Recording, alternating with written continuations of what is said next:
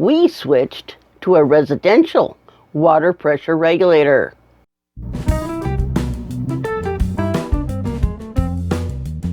The first video in this series showed a comparison of two RV type water pressure regulators. The CAMCO that came with the coach and that I cleaned up, and the Valterra that lasted 18 months. And then after I cleaned it with vinegar, gave us another 2 months of service. While there are more RV water pressure regulators that offer many features, I decided to just skip to the one that I knew would give us the flow that we need and last much longer. This Zurn Wilkins 3/4 inch regulator was $68 at Lowe's. Now this is a lot more than the $10 to $20 RV water pressure regulators that we've been using. Plus I needed to make it fit with reducing bushings, pipe nipples, and hose connections. So the total worked out to about $100 for everything.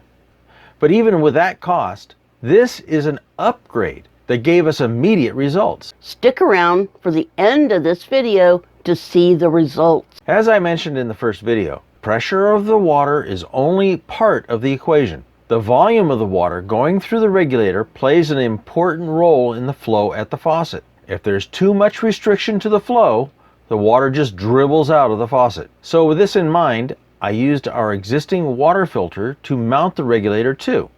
By doing this, I was able to reuse some of the parts that I had already, and I could continue that flow of water. I started off by turning off the city water supply. Then I relieved the pressure in the hose with that little red button on top of the filter housing.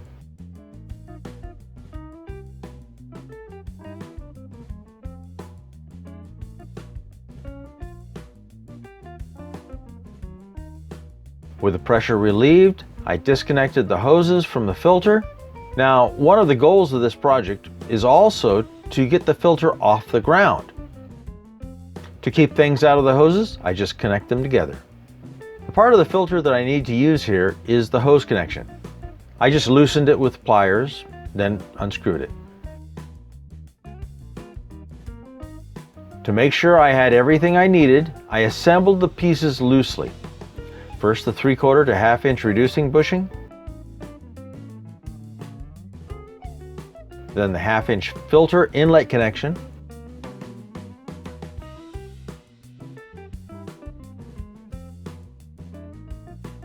on the other side of the regulator, the hose connection is added to the 1/2 inch pipe nipple, then another 3/4 inch to 1/2 inch reducing bushing, finally connecting to the regulator. This regulator model has a union at each end, as well as threads inside. I decided to use the unions to allow me to position the bell part of the regulator as I needed. This also made assembling the pieces a little simpler. After taking it apart, I used thread sealant to do the final assembly. Now I could have used Teflon tape here, but I ran out, and I had the paste. In fact, some plumbers prefer the paste over the tape. I like both.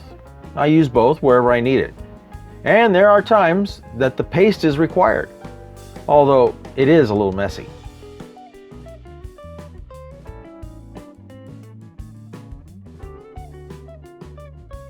When I'm assembling a string of connections like this, I put them all together by hand first. Then, when I have them all together, I tighten the first and last fitting, and all of them tighten at the same time.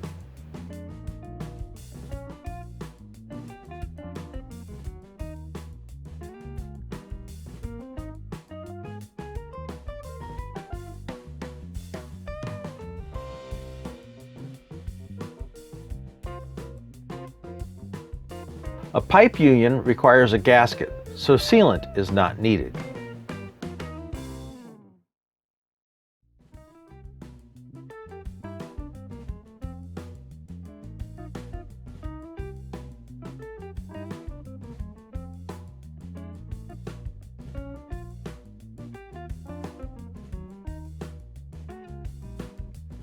Then I assembled the other side with the sealant.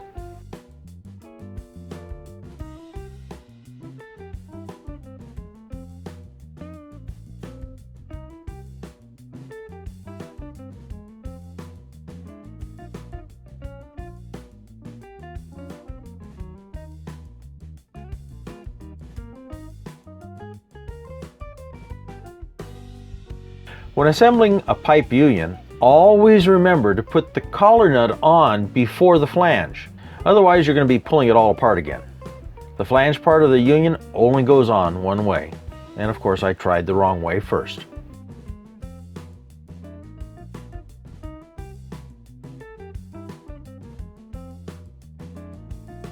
Since I had this all apart anyway, I decided to replace the filter cartridge at the same time.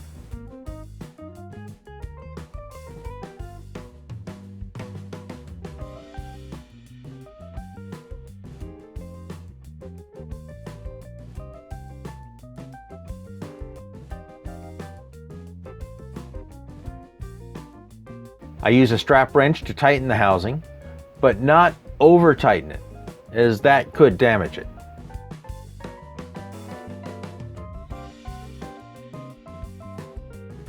After I assembled the filter and regulator together, I built a little plywood stand for the combined unit.